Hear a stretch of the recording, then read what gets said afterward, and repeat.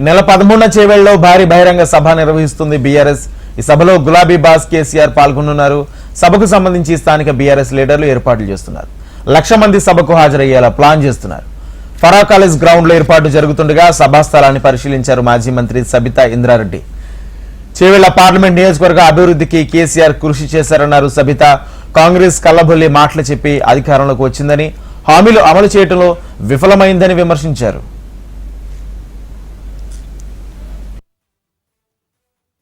ఇప్పటికీ చాలా సార్లు ఈ గ్రౌండ్ లో మీటింగ్ పెట్టడం, ఈ ప్రాంత ప్రజల ఆకాంక్షలు నెరవేర్చడానికి గత 10 సంవత్సరాల నుండి చేసిన కార్యక్రమాలన్నీ కూడా ఇక్కడ ఉన్న ప్రజలందరూ కూడా తెలుసు.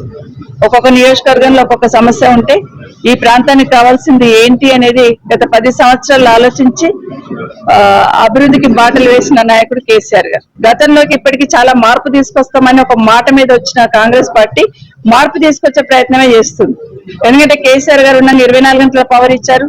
ఈరోజు కరెంటు 24 గంటల కరెంట్ ఇస్తే ఈరోజు కరెంట్ ఏ విధంగా కట్ అవుతుందని గ్రామీణ ప్రాంతాల్లో ఉన్న ప్రతి రైతన్నకు తెలుసు.